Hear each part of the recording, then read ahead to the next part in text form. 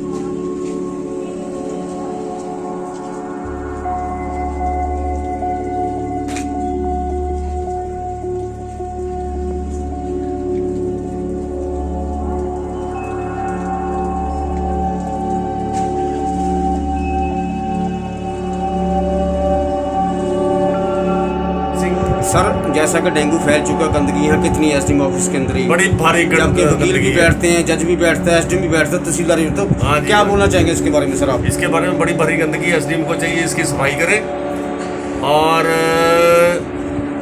लोगों का ध्यान रखें। लोगों को यहाँ आते जाते रहते हैं और उनको डेंगू होने का डर है। मेरा नाम राजकुमार नेगी। सर, जैसा कि डेंगू का भी दौर शुरू हो गया सर, गंदगी इतनी है, खास करके एसडीएम ऑफिस में जहाँ वकील भी बैठते हैं, जज भी बैठते हैं, एसडीएम साहब भी बैठते हैं, तहसीलदार साहब भी बैठते हैं, वहाँ पे इतनी गंदगी है, तो शहर का क्या हाल होगा सर? इसके बारे में आपका क्या बोलना है?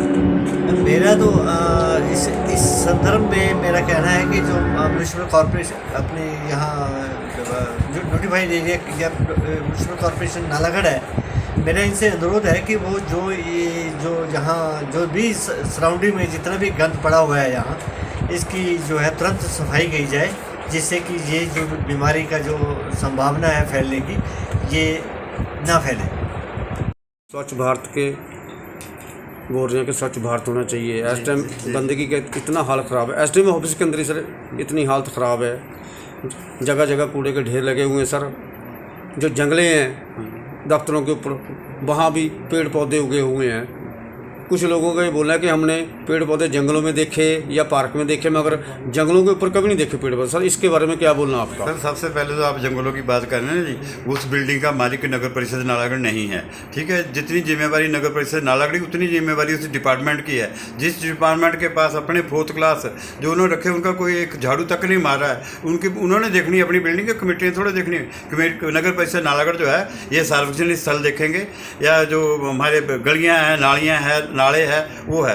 किसी के कैंपस में हम नहीं जाके किसी काम कर सकते, ये स्वयं उस डिपार्टमेंट की जिम्मेदारी है, ना कि हमारी जिम्मेदारी। सर, जो एसडीएम की जो बैक साइड है वहाँ पे कूड़े के ढेर ही लगे हुए हैं सर। सर काफ़ी। बैक साइड में देखिए, पर्सनली परसों जो है जज साहब के तरफ से आदमी आया था, तो हमने वहाँ तकरीबन सारे ही मेरी तरफ से हमने 90% जो है वहाँ सफाई कराई है। हो सकता है वहाँ ढेरी वगैरह कोई रह गई हो, अलग बात है। अदरवाइज आप ये जज के जो सुपरटेंडेंट साहब हैं उनसे पूछ सकते हो आप कि हमने सफाई कराई नहीं, बिल्कुल नहीं कराई। ढेरी रह गई होगी कोई, वो तो नंबर 2 जो उठाने का जो है वो JVR उठाती है हमारे, उसके साथ हमारा जो भी है ट्रांसपोर्टेशन जो है JVR की जिम्मेवारी है, ना कि नगर परिषद नालागढ़ की।